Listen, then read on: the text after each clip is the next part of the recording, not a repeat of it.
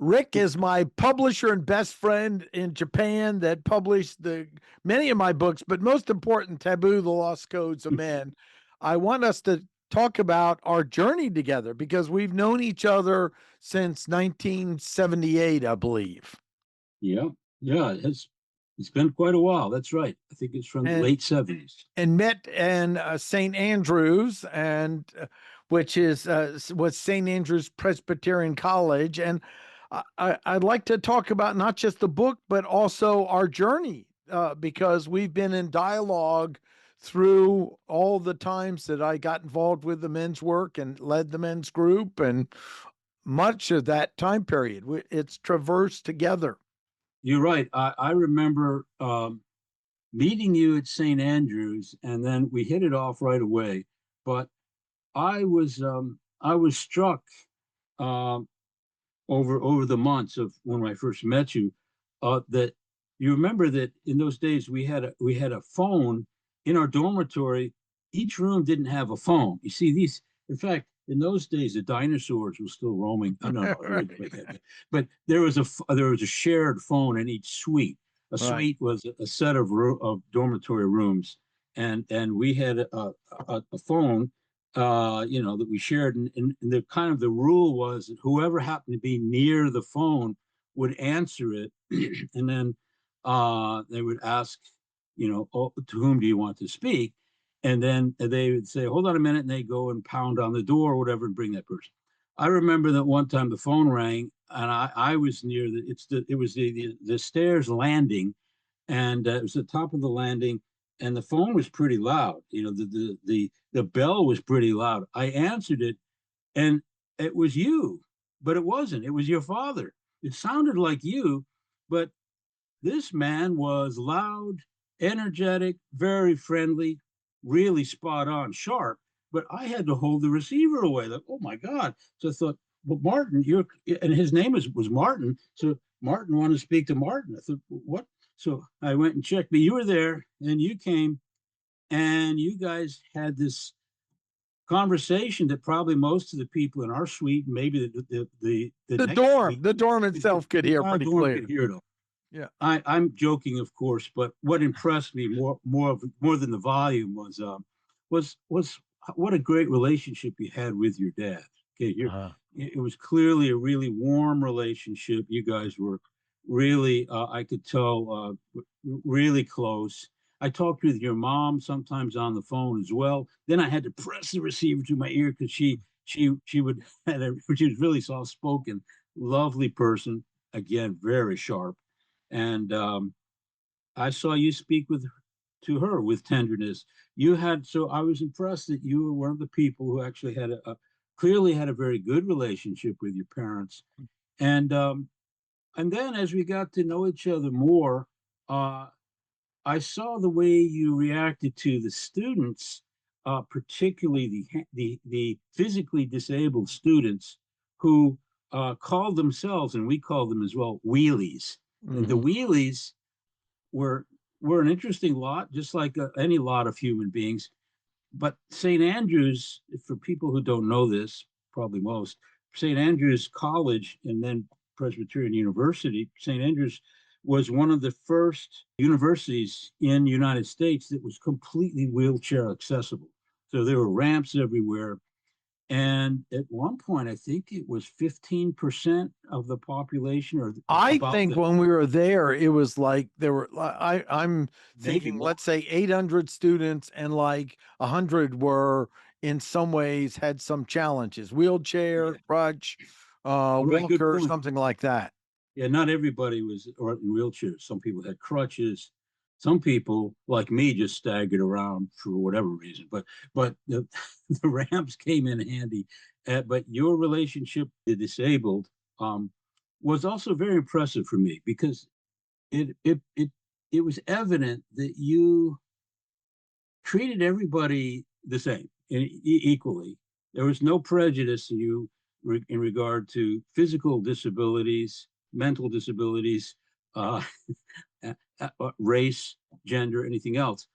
You were trying to reach the person intellectually and spiritually, and just making a connection. And people were comfortable with you.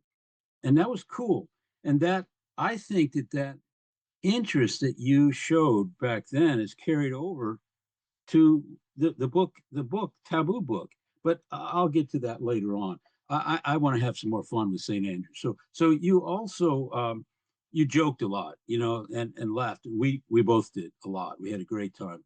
But again, you put people at ease, and so you came across as a funny, caring person. But then later on, as time passed, a few years went by, you were also a mentor. So you came from a more scientific background. I came from a more artsy fartsy sort of background, steeped in the humanities, I think. But in your case, I remember your interest in holography, photography in general, computer science, and people would come to you for help, and you would offer it to them right away, no hesitation. You sit down what you were doing and help people. And so you were a mentor. You didn't ask for anything other than, I think, some intellectual stimulation and sometimes entertainment. So you were and are a generous and intelligent, well-educated, and sometimes self-educated friend.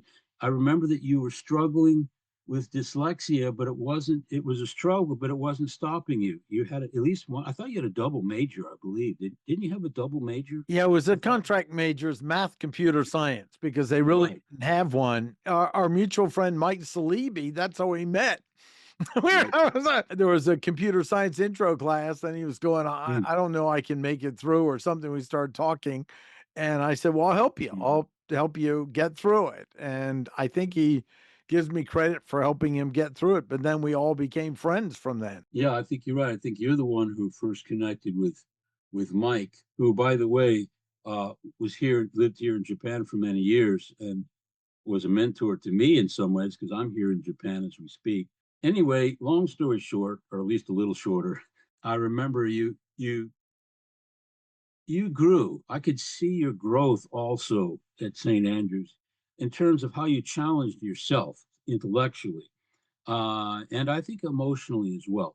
But for example, I remember you trying skydiving, and I think that might have been the last year that you were at St. Andrews. I believe is that correct? Yeah, that was I remember someone said something about skydiving, and I had just a girlfriend, I don't want to mention her name, but she broke up with me. So I was pretty devastated. Someone said, let's skydive. And I thought, hey, that might get me over her pretty quick.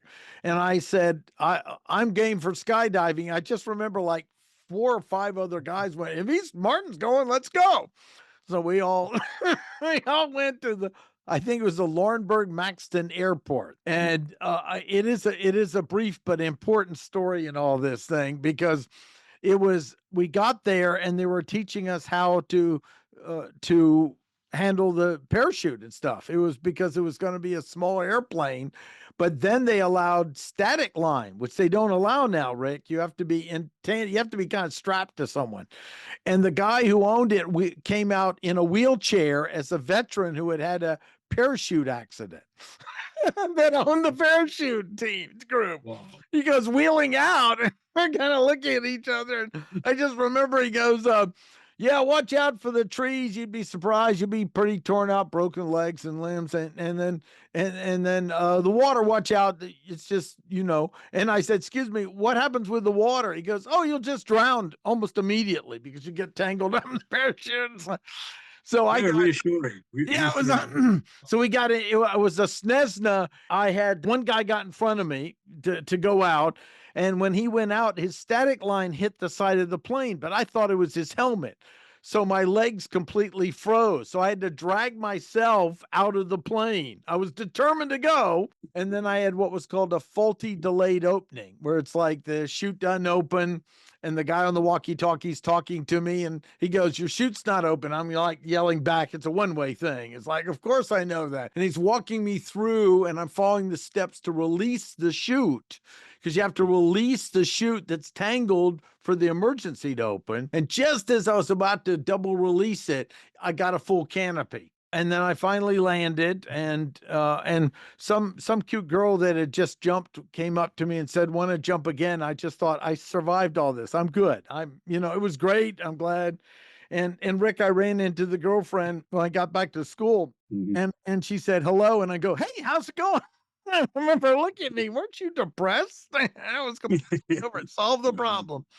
But Yeah. yeah, I did a lot of little things where I would do something and a group of people would follow. You're right. Maybe this is the calmest one we can talk about. So, Yeah. No. Oh, but you did challenge things. I think you used your time. I can't say wisely. I don't know, but you used it fully. At least that. And that passion for life, I think, is is not diminished at all over the years since then.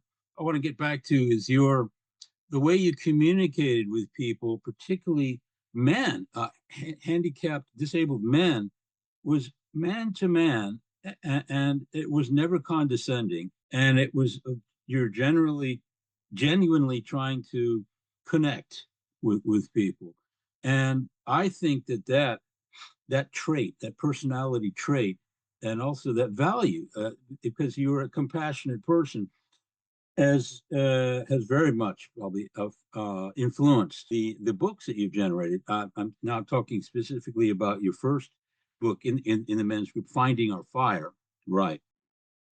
And then the companion book of the questions. Oh yeah, just the questions. Yeah, there it is. That's cool. And then of course your most recent book, Taboo. So there's you've shown. Sorry, let me have this drink here first. Oh, that was a very good year. Yeah. Um, that's just it's water. It's water from actually from a spring here in Japan. They do really value the springs, cold mhm. springs and hot springs. But I digress. Anyway, I think that trait, that character trait, is quite evident. You at some point, as you have explained this, of course, in the book, but also in your YouTube channels, a couple of your videos I've seen recently where you explained it really well, how this sort of the genesis of this issues had come up that you could no longer deal with somehow, or you Mhm. felt that you didn't have the tools to Mhm. be able to emotionally and intellectually deal with these things that were coming up, and it was really troubling you. And then you read Robert Bly and a few other Mhm. authors and met some people, and that eventually propelled you along to learn a lot more and then share what you were learning in this group that you had going on at your house for years and years. I think you met once a month, was it? I believe. Yeah, yeah, I think it was a Uh, total of 12 years it occurred. And then Wow. when my Yeah. parents' health broke down, I had to be more in DC, and it was just too hard to keep managing from that.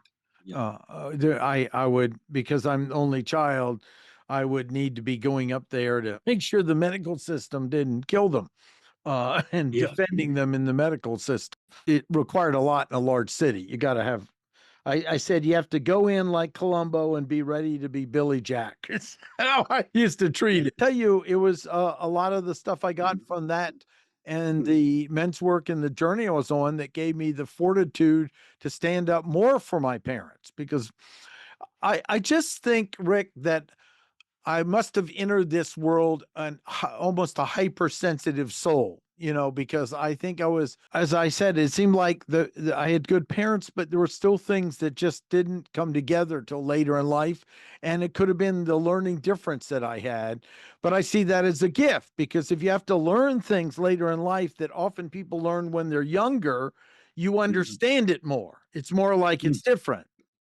Mhm. And you were mentioning like Larry was a dear friend. He had, I think, Right. cerebral palsy from birth, and he had that crutch. And Yep. we get in heavy debates. In fact, I felt bad. I kind of separated from him a while, and I talked to him. He says, "Well, we clearly are different politically." That's why we aren't talking. And it wasn't Yeah. for me, but it was kind of cool that was we were taking a break from that. But he moved to Raleigh and lived independently in the YMCA, and then eventually passed on from there. And he came from a small mining town or small town, very poor community in West Virginia, and went to St. Andrews.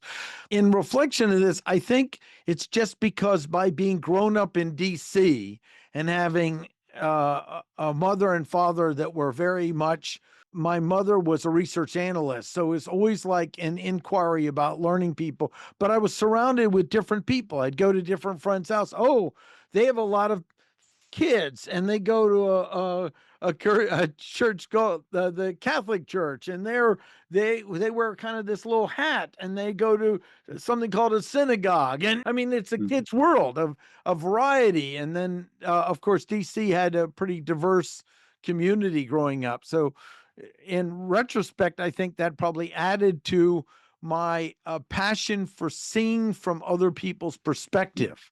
That has probably helped. I say I often hear what other people don't hear, and sometimes they tell me I put words to things that they feel but don't have the capacity to say.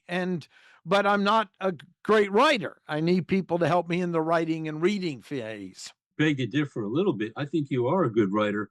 And that was another one of your adventures, and I'd say accomplishments at St. Andrews. And then after St. Andrews, well, you and I and Mike, as we mentioned earlier, our friend Mike, we stayed in touch with the university to some degree. You ended up writing poetry. A dyslexic person who wrote poetry, and it's quite good poetry. So and that some of that poetry, not what you wrote way back at St. Andrews, obviously, but you have some excellent poems that are very moving and I think very insightful in Taboo. So that your love of poetry that came, that I think bloomed during St. Andrews, your years there, has you stuck with that, and it appears. Well, I want to add that a point to that, because being a success coach, I made a list of all the things I thought I couldn't do. And Right. poetry was one of them. See, I was surrounded with you all reading poems, but I don't know that I felt I understood them at St. Andrews. So then I took on, okay, poetry's important. It points to something deeper. I don't understand it. And I really put it on this list. There were like 5 things. I have to make a video on it. I thought, you know, you go, well, I can do this, but I can't do that. That was on that list. Poetry was one of them. I really took on it because a lot of the guys that were often at the men's group and others, they were involved with poetry, and it was a new distinction, because it was like, okay, you don't get specifics on it, but it brings up stuff. And so I really did work with getting coached in the art of attempting to do poetry that wasn't just something that rhymed.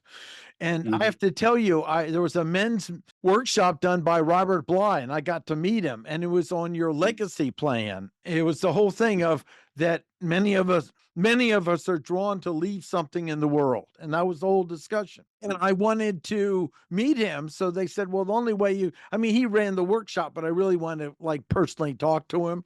And they said, well, you can do it if you'll drive him to the airport.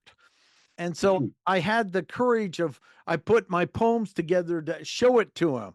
And then I got nervous when I was about to drive him, and I hid them in between the seats. So I actually was starting to cop out on it, because I was so impressed by him and everything else. I'm just learning poetry. And so I'm putting his luggage into the car. And then I come around, and he had pulled them out, and he was looking at them. I don't know. I said, well, I was honestly a little embarrassed to show you because I'm a novice. I'm trying to learn something about poetry. And he said, would you like to learn a tip I got from Ezra Pound? I went, wow. This was one of the giants of poetry. Okay, at least I knew the name.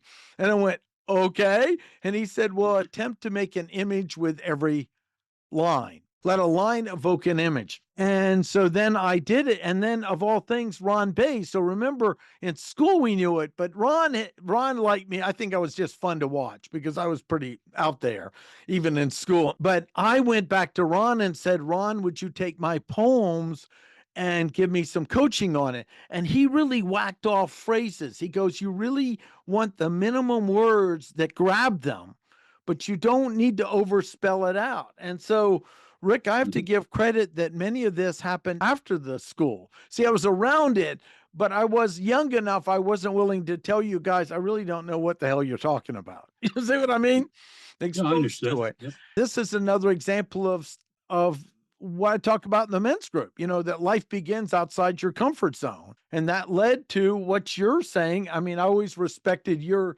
critique of poetry, and Mike's, of course, of saying these are pretty good poems. And I did tweak them a little bit in the book too, because when you look at them over time, you're like, do I need to really have that word? It's a better word. It's like it can Mhm. even refine over time. I have to tell you, I like looked at the poems and go, this grabs them. And you remember in the launch, one of the wonderful women that was there just said that poem just grabbed me, of how I haven't been really giving men in my life a certain amount of space when I ask Mhm. their input. I would say part of the work is taking on something you feel you can't do and then see Yep. if you can do it. Yeah, yeah, I understand that. Talking about your book, if I'm thinking about my role as the publisher of your book, I remember that I was given the manuscript, and it was a well-written manuscript. I was fortunate in the sense that my primary tasks were,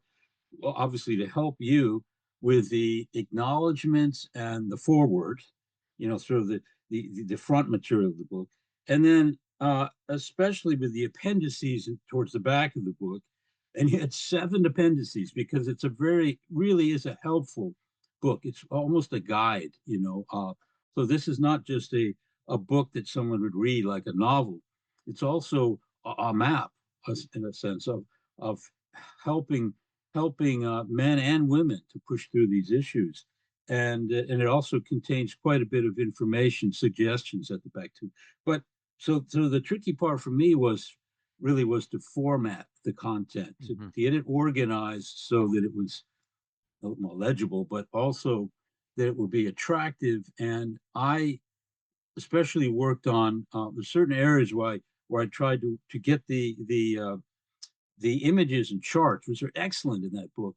I wanted to make sure that they were placed obviously correctly, but also that they were high enough resolution. So you and I, and your stepson Emery, we worked for quite a while. It was back and forth, coming up with iterations of the images, and then I would double check on, did you mean this or that, and then you were and but this is normal. This is part of a editing process. So this is what I do as a publisher in general. These are some of the things that I do. But I was blessed with a very good manuscript.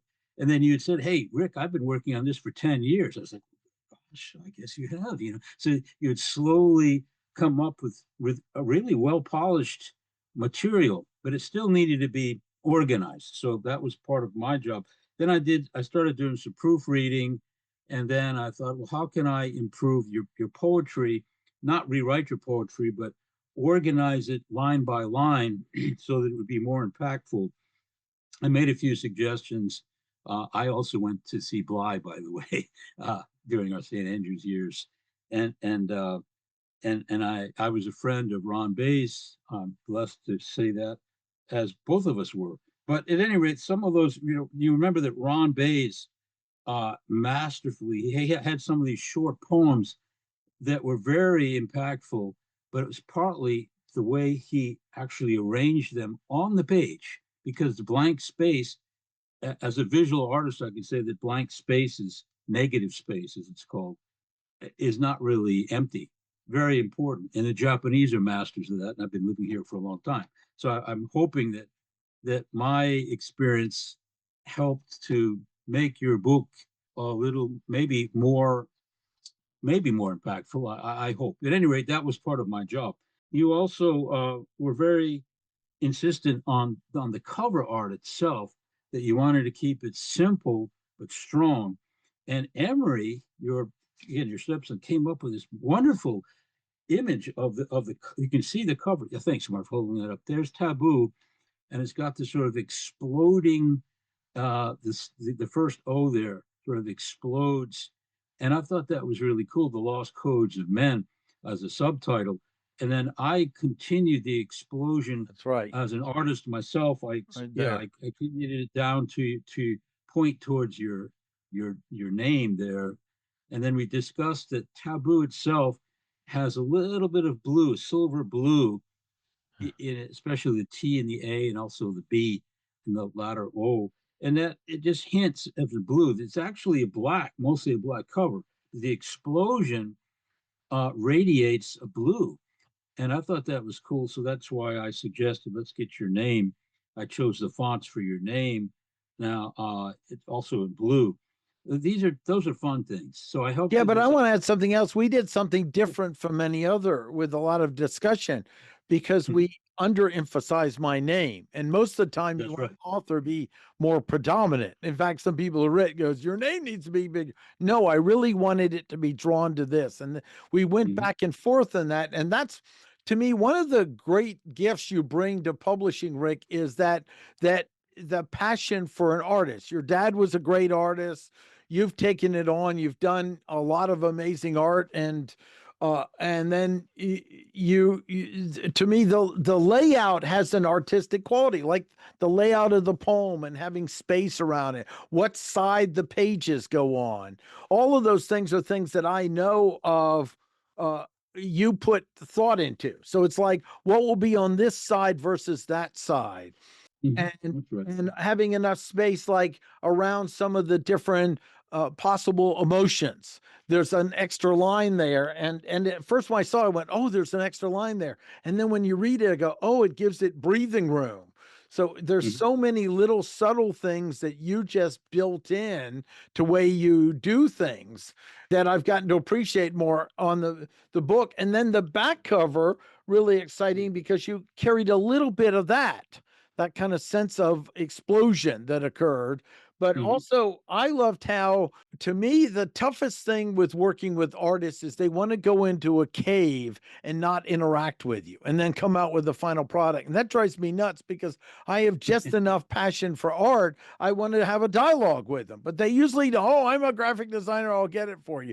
And Rick, you're so receptive to listening to what's there. And we got some words and went, oh my gosh, when some of the words might be misunderstood, and then where should we have vagueness and not. And that was really fun because that happened I was in Laurenburg at a St. Andrews event. You were in Japan. uh Mm-hmm. Emery was like in Carborough and I was in the hotel, and we were hammering it out because when this is something that happens, the back and forth, and not only that, but even the in wording has a little transition in it too. So Mm-hmm. The it, spine. yeah, the Spine. spine it's really has an artistic quality along with a beautiful layout. I that's why I'm so proud of this, because but you have that passion for all books. I mean, we did another book and you're going, we can't let this out. Because we did a book where it's a great book we have out, but I misunderstood that one of the team was going to edit it, and I sent it to and it hadn't been edited, and you go, we need this edited more. So you have a standard where you're not letting it out unless it has it. It doesn't mean we might not find something down the line. You have to draw a line in the sand to get it out, but that's part of it, is the aesthetic quality. And I wanted it to be a little evocative. I didn't want it to be just calm and relaxed, because it's an issue of struggle and challenges, and what I think is a root cause of problems in our society, because we're not having these conversations. So to me, you did just a brilliant job with all aspects of the layout and the choice. Even I love the cover with your cedar press, and it's just an enjoyable book to go through, and the images and everything else. But Great. yeah. I'm so pleased because I know that this project has been very important to you and is still very important to you. And this, unlike some of your business oriented books, this is more of a personal project, and it's one that I know is dear to your heart. So I wanted this to be almost a legacy book in a sense it's something that you could be pleased with and would touch many people's lives, have the potential to affect many people's lives. I think that you pulled it off. I think that this is an excellent book. The content is very good. I'm doing a little advertising plug here, but I do hope Yeah. that it will be seen and bought and enjoyed by many people. It's a profound book. I know that it's likely that we'll have other editions of it later on.